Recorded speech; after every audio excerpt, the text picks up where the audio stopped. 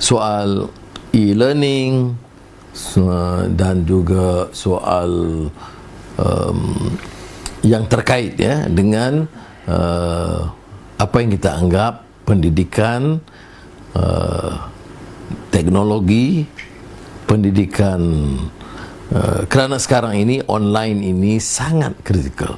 Ini yang kita katakan, kalau dengar dia kata kita hidup ini sejak tahun lalu, saya bicara tentang post normal times. Sekarang ini dia tidak normal. Datang pula COVID-19, lagi hilang kebiasaannya. Kebiasaannya anak hantar ke sekolah. Ini luar biasa. Jadi bagaimana kita hadapi keadaan new normal? Ada menteri sebut kita tunggu nanti bila keadaan selesai ada kita hadapi new normal. Tak, ini sekarang ini sudah new normal. Dan ini antaranya ialah untuk memastikan kita manfaatkan digital ekonomi, digital teknologi yang disebut digitalization.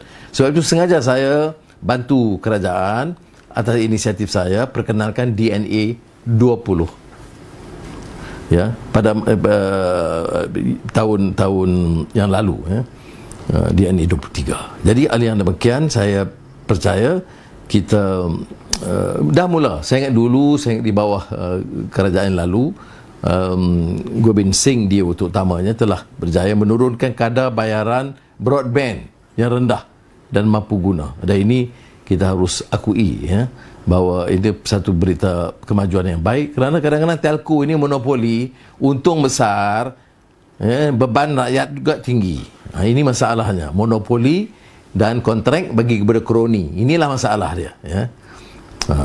Kemudian kita juga harus popularkan ya tablet, notebook yang dibangunkan oleh syarikat-syarikat tempatan. Jadi harus ada melalui CSR korporat, tabung COVID-19 pendidikan rakyat, di mana tablet atau notebook yang dibangunkan di Malaysia ini diwakafkan sebahagiannya atau percuma kepada peraja yang tidak mampu atau kurang mampu. Ini saya nak tekankan ya, dan saya sebut masa digitalization dulu ya, DNA 23 ya, bahawa masalah yang boleh kita jangka dengan digital teknologi ini ialah melebarnya jurang kesenjangan di antara orang elit bandar yang kaya dengan orang miskin, sebab dia tidak ada kemudahan ini. Maka kalau kita nak betul-betul nak lancarkan program e-learning online, kita mesti pastikan ya kemudahan tablet, notebook yang sebagainya dibangunkan ini juga akan sampai kepada anak-anak di sekolah. Satu lagi ya, ini TV pendidikan. Saya percaya dan harap Kementerian Pendidikan bagi nafas baru lah.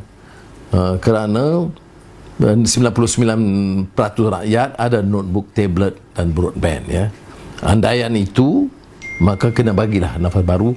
TV pendidikan mesti juga dirubah cepat, kerana digital teknologi ini dia tidak seperti biasa. Kalau dulu nak buat kurikulum baru, setahun bincang, kemudian dikaji 2 tahun kemudian. Kalau digital ekonomi dan digital learning ini tunggu 2 tahun, kita 2 tahun ketinggalan ke belakang. Oleh demikian patut disegerakan, dan mesti bukan saja RTM, kita mesti pastikan TV swasta yang lain, Astro untungnya tinggi, TV3, Al-Hijrah, mesti ada juga TV pendidikan percuma yang ikut kurikulum kebangsaan tetapi boleh diolah ikut keupayaan mereka dan berikan kemudahan kepada pelajar-pelajar, terutama yang kurang pendapatan atau pendapatan rendah.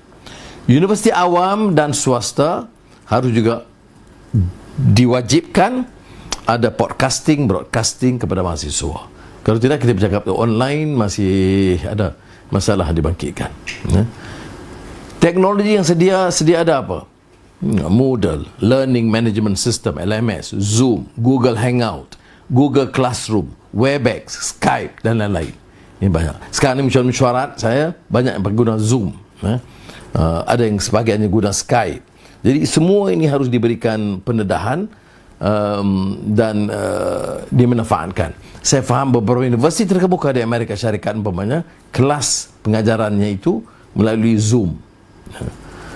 Pembangunan kandungan kurikulum tempatan itu mengikut dasar pendidikan negara, tapi harus diubah sesuai dan diberi sedikit kelonggaran kepada syarikat ataupun telco yang berkenaan.